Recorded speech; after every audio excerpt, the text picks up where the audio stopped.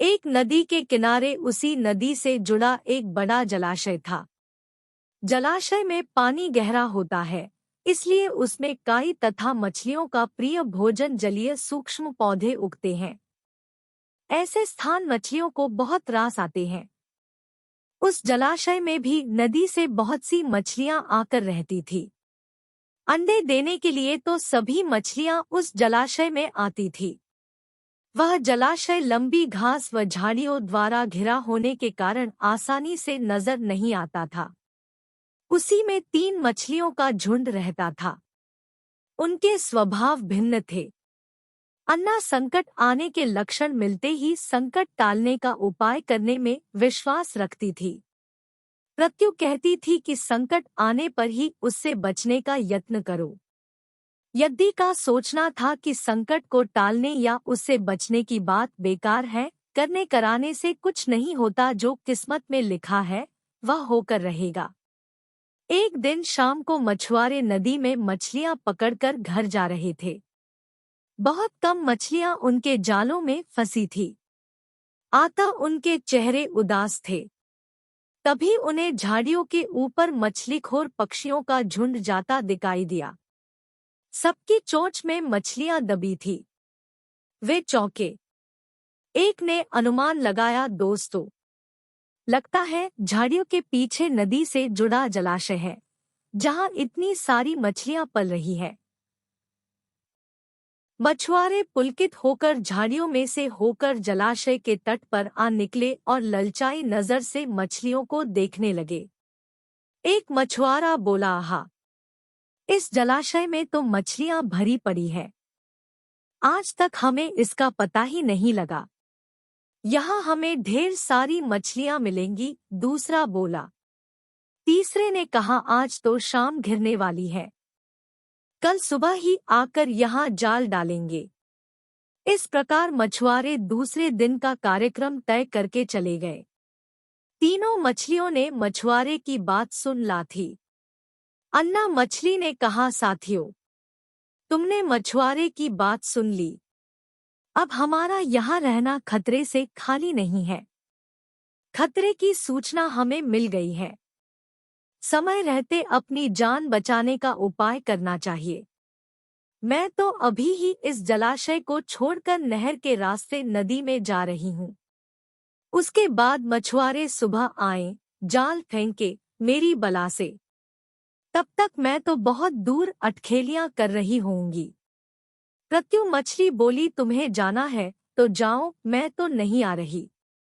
अभी खतरा आया कहाँ है, जो इतना घबराने की जरूरत है। हो सकता है संकट आए ही न। उन मछुआरों का यहाँ आने का कार्यक्रम रद्द हो सकता है। हो सकता है रात को उनके जाल चूहे कुतर जाएं। हो सकता है उनकी बस्ती में आग लग जाए। भूचाल आकर उनके गांव को नष्ट कर सकता है, या रात को मूसलाधार वर्षा आ सकती है और बाढ़ में उनका गांव बह सकता है। इसलिए उनका आना निश्चित नहीं है। जब वह आएंगे तब की तब सोचेंगे। हो सकता है मैं उनके जाल में ही न फंसूं। यद्दी ने अपनी भाग्यवादी बात कही, भागने से कुछ नहीं होने का। मछुआरों को आना है तो वह आएंगे। हमें जाल में फंसना है तो हम फंसेंगे। किस्मत में मरना ही लिखा है, तो क्या किया जा सकता है। इस प्रकार अन्ना तो उसी समय वहां से चली गई। प्रत्यु और यद्दी जलाशय में ही रही। भोर हुई तो मछुआरे अपने जाल को लेकर आए और लगे जलाशय में जाल फेंकने और मछलियां पकड़ने। प्रत्यु ने संकट को आए देखा तो लगी जान बचाने के उपाय सोचने। उसका दिमाग तेजी से काम करने लगा। आसपास छिपने के लिए कोई खोखली जगह भी नहीं थी। तभी उसे याद आया कि उस जलाशय में काफी दिनों से एक मरे हुए ऊदबिलाव की लाश तैरती रही है। वह उसके बचाव के काम आ सकती है। जल्दी ही उसे वह लाश मिल गई। लाश सड़ने लगी थी। प्रत्यु लाश के पेट में घुस गई और सड़ती लाश की सड़ांध अपने ऊपर लपेटकर बाहर निकली। कुछ ही देर में मछुआरे के जाल में प्रत्यु फंस गई। मछुआरे ने अपना जाल खींचा और मछलियों को किनारे पर जाल से उलट दिया। बाकी मछलियां तो तड़पने लगी, परंतु प्रत्यु दम साधकर मरी हुई मछली की तरह पड़ी रही। मछुआरे को सडांध का भभका लगा तो मछलियों को देखने लगा। उसने निश्चल पड़ी प्रत्यु को उठाया और सूंघा आंख।